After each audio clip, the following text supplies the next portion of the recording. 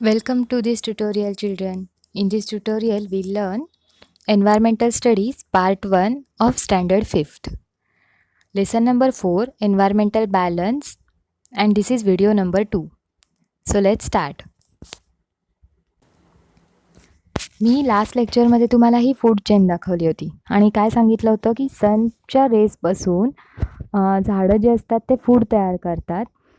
मग तिथं ग्रास पण येते. ओके, मग ग्रासला कोण खाते? वॉर्म खाती आहे. आणि वॉर्मनंतर वॉर्मवरती कोण डिपेंडंट आहे? ग्रासहॉपर डिपेंडंट आहे आणि डिपेंड आहे. त्याच्यानंतर ग्रासहॉपरवर कोण डिपेंड आहे? स्पॅरोज डिपेंड आहेत. आणि I ask you 2 questions. What are those questions? Who eats birds and what is the food of plants? I hope तुम्हाला सगळ्यांना याची आन्सर्स आली आहेत, राईट? मग आत्ता मी तुम्हाला जी काही डायग्राम दाखवली होती त्याच्यामध्ये ॲरोज पण बघितले आपण. त्याचाच अर्थ काय आहे की one thing is depend on the another thing. Okay, now look at the picture on the screen.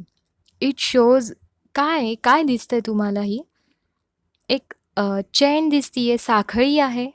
आणि बघा तुम्ही चिल्ड्रन, साखळीमध्ये एक कडी दुसऱ्या कडीमध्ये अडकवली गेली आहे, राईट? मला सांगा, जर आपण ही साखळी वेगळी केली, म्हणजे त्या कड्या ज्या अडकवल्या होत्या त्या सगळ्या वेगळ्या वेगळ्या केल्या, तर ती साखळी राहील का? नक्कीच नाही राहणार. ती चेन म्हणू का मग आपण त्याला? नाही राहणार. It is not a chain then. मग आपल्याला अशा सेव्हरल अशा लिव्हिंग थिंग्सची चेन्स आपल्याला बघायला मिळते. If the links were to separate from each other, could they be called a chain? आपण जर अशा लिंक्स सेपरेट केल्या तर आपण त्यांना चेन असं म्हणू शकतो का? Even though each link is a complete object, it is joined to the links before and after it. म्हणजेच काय? प्रत्येक लिव्हिंग थिंग जी आहे या एन्व्हायरमेंटमधली, ती कम्प्लीट ऑब्जेक्ट जरी असली, म्हणजे फॉर एक्झाम्पल आता ग्रास सिम्पल आपण बघूयात. ग्रास जरी आपण घेतलं या एन्व्हायरमेंटमध्ये, ग्रास इंडिपेंडंट आहे असं म्हणता नाही येणार, कारण ते पण सन रेजपासूनच फूड तयार करतं. पण it is a complete object, बरोबर? कम्प्लीट ऑब्जेक्ट आहे तो. मग though it is a complete object, still it is get connected backward and forward okay in the environment, right? Backward म्हणल्यावरती काय येईल? प्लांट्सच्या बॅकवर्डला काय दिसेल? सनरेज आहेत. ओके, आणि त्याच्या फॉरवर्डला काय आहे? तर त्याच्यावरती जे जगतात ते वर्म्स आहेत, किंवा आपण असं म्हणूयात का, काही आपण लिफी व्हेजिटेबल्स तर आपण पण खातो. We are also dependent on this, right? So backward आणि फॉरवर्डमध्ये या ज्या चेन्स असतात, लिंक्स असतात, ते जॉईंड असतात एकमेकांना. If any link comes loose, कुठली पण याच्यातली लिंक जी आहे ती लूज पडली तर काय होईल चिल्ड्रन? चेन पूर्णपणे ब्रोक होऊन जाते, ब्रेक होते ती चेन, ब्रोकन पडली असं म्हणतो, ब्रोकन होते ती चेन. म्हणजे काय? If any link comes loose, the chain is broken. In the first picture we see the sun. Wait. In this picture, we see the sun, some plants, a worm, a grasshopper, and a sparrow. They are all connected. Each of the components, plants, worm, grasshopper, bird, is food of the next one. म्हणजेच काय? इकडं grass हे food कुणाचं आहे? वॉर्मचं आहे. Warm हे food कुणाचं आहे? ग्रॉसहॉपरचं आहे. ग्रॉसहॉपर हे फूड कुणाचं आहे? स्पॅरोचं आहे. That is why we say that they form a chain. म्हणूनच आपण काय म्हणतोय? हे सगळेजण मिळून काय चेन तयार करतात आहेत? एक चेन तयार होतीये, आणि तशा चेनला आपण काय म्हणतो? Food chain. Such a chain is called a food chain. Each of these components is a link in a food chain. याच्यापैकी प्रत्येक कंपोनंट इथं जे दाखवलेलं आहे स्क्रीनवरती, हा प्रत्येक कंपोनंट हा लिंकमध्ये काय झाला आहे? It is a component. Each of these components is a link in a food chain. ही काय आहे? फूड चेनची लिंक आहे.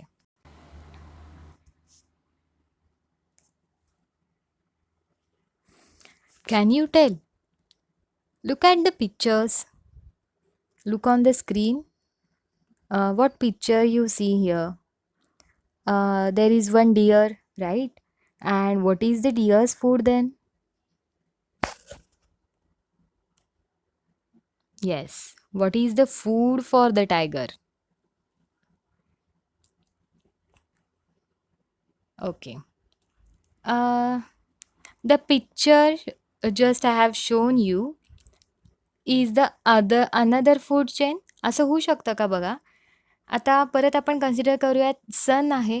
सनपासून सनच्या रेसपासून हे जे प्लांट्स आहेत, जिथं डिअर प्लांट्स खातोय, ते प्लांट्सनी फूड तयार केलं. मग ते फूड कुणी यूज केलं? डिअरनी यूज केलं, बरोबर? मग डिअर हे कुणाचं फूड आहे चिल्ड्रन? Right, tiger. झाली एक फूड चेन तयार आपली. म्हणजे पहिल्यातनं काय लिहिणार आपण? सर्वात सुरुवातीला कोण येईल? सन. मग सनवरती सनच्या रेसपासून प्लांट. मग प्लांटपासून कोण येणार? डिअर. आणि डिअरपासून मग tiger. This one is also one of the food chain. You have to guess the missing link in it. Now here. Look at the first and third pictures. Think of the connection between them and complete the chain. इथे तुम्हाला पहिला picture बघायचा आहे आणि त्याच्यानंतरनं जो एक bird दिला आहे त्या बर्डचा पिक्चर बघायचा आहे. आणि जिथे तुम्हाला रेड कलरचा क्वेश्चन मार्क, व्हाईट कलरचं जे क्वेश्चन मार्क दिलं आहे ते ऑब्झर्व करा. त्या क्वेश्चन मार्कच्या ठिकाणी कोणतं काय येईल? कोणतं ऑब्जेक्ट येईल?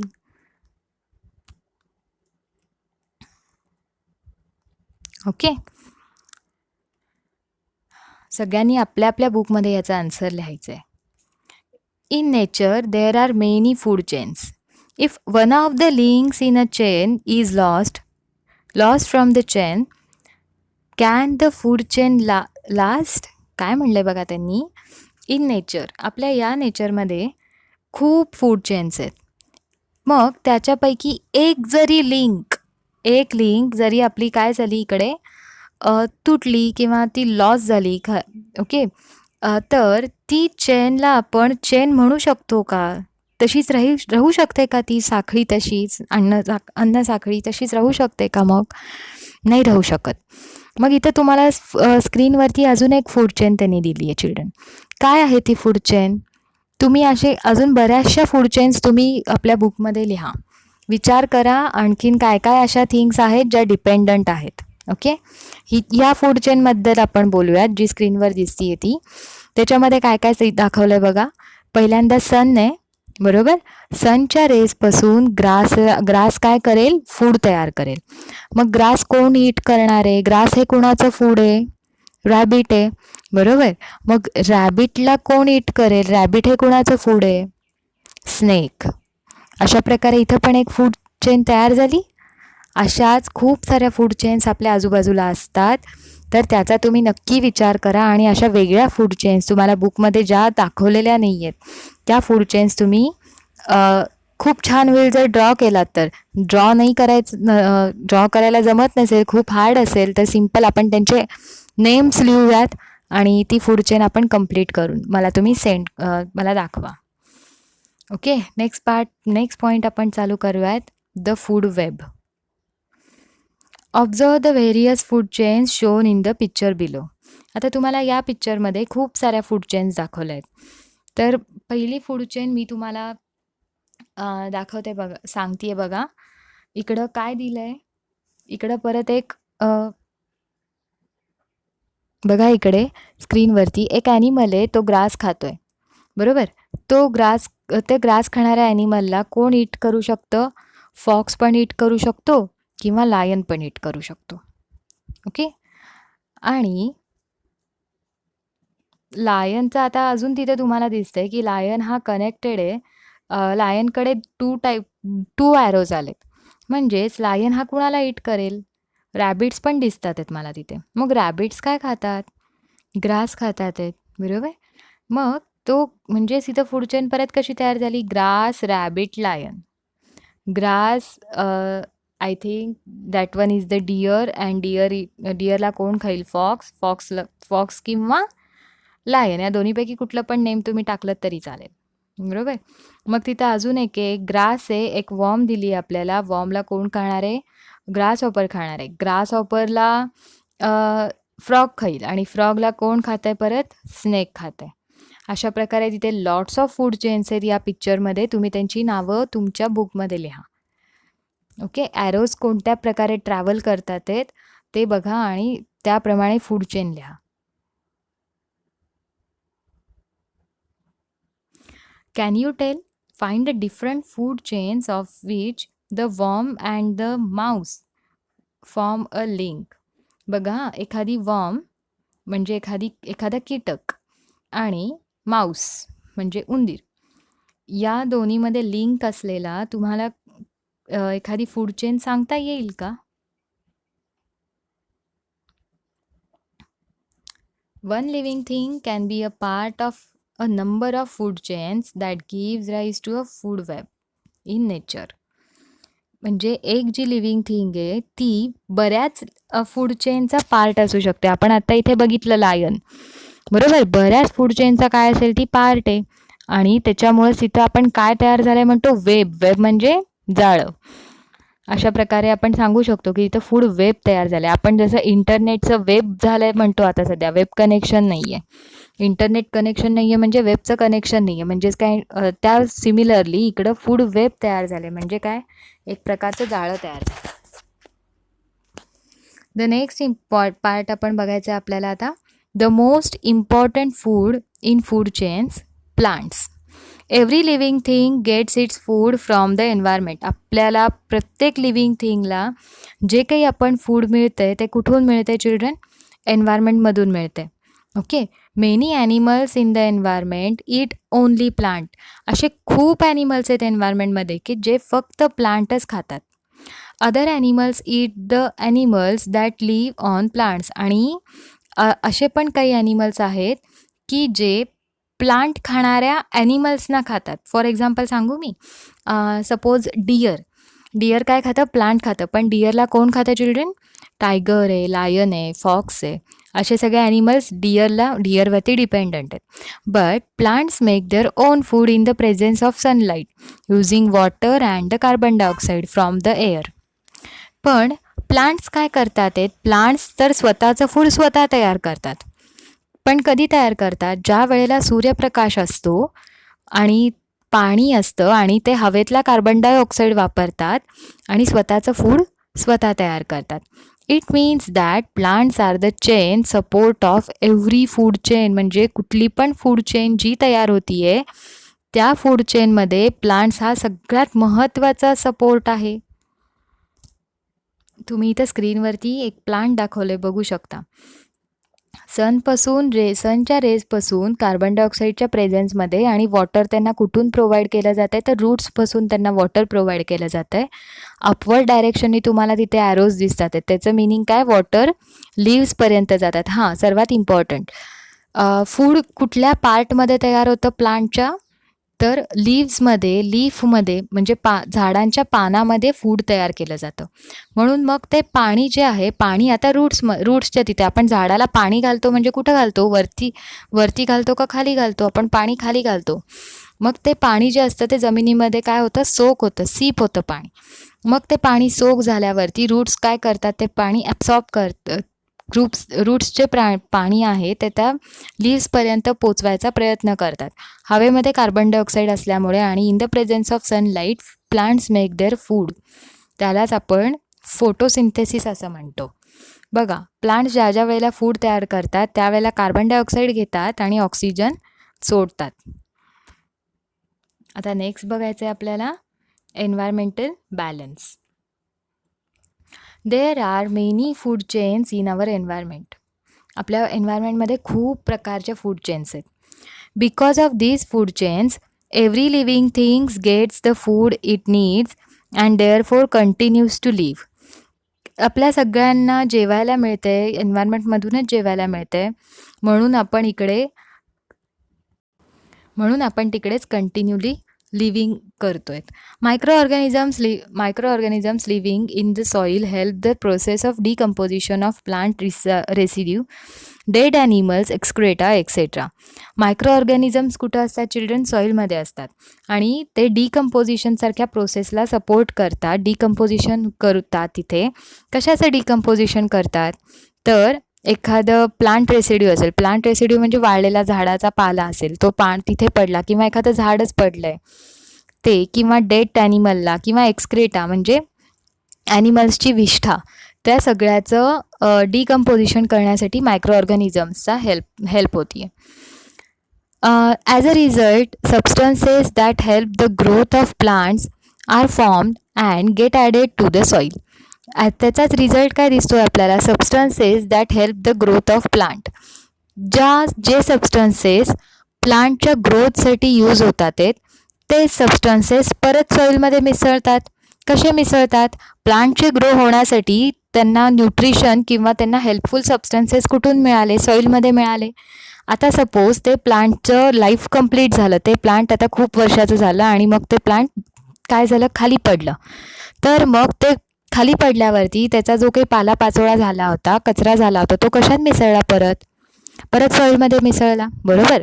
मग plants use them for their growth. परत अदर प्लांट्स काय करतील? ते सगळं न्यूट्रिशनल व्हॅल्यूज ज्या आहेत त्या सगळ्या परत दुसरे प्लांट्स यूज करतात. Thus plants use substances in the soil for their growth and when plants and animals die the decomposition of their remains adds this substances to the soil once again. आत्ताच आपण तेच बोललो, plants आणि animals हे grow होतात, बरोबर. पण ज्या वेळेला ते डेड होतात त्यांचे जे काही डिकम्पोजिशन होतं ते पण परत सॉईलमध्येच मिक्स होत असतं. This is an important cycle in the environment.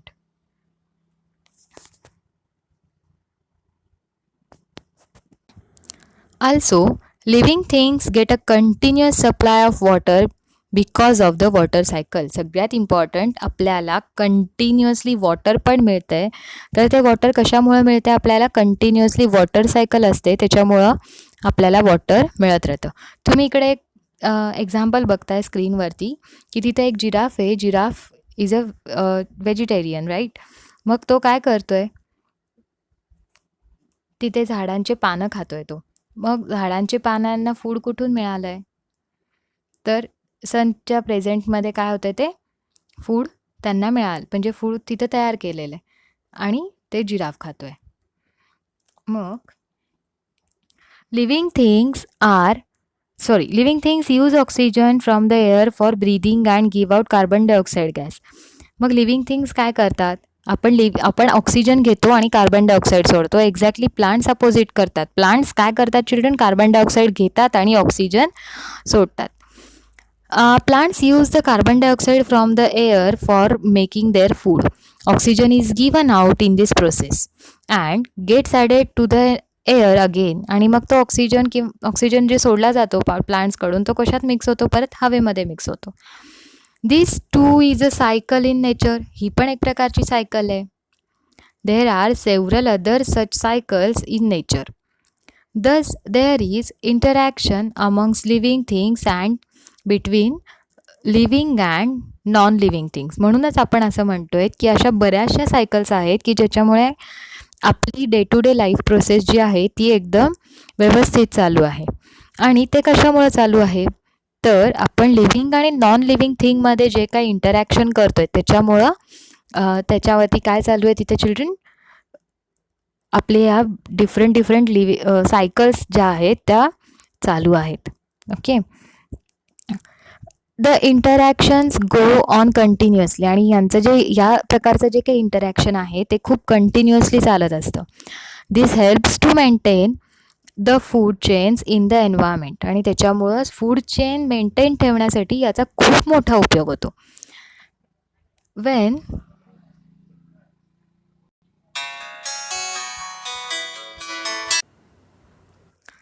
the various cycles in the environment go on uninterrupted, environmental balance gets maintained. मग काय सांगितलं आहे?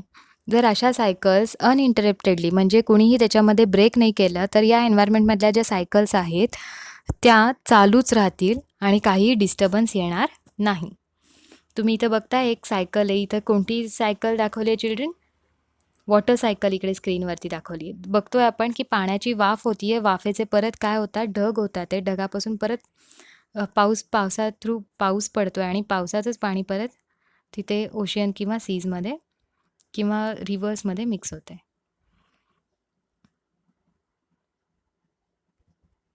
Always remember, for the existence of living things, it is important that environmental balance is maintained.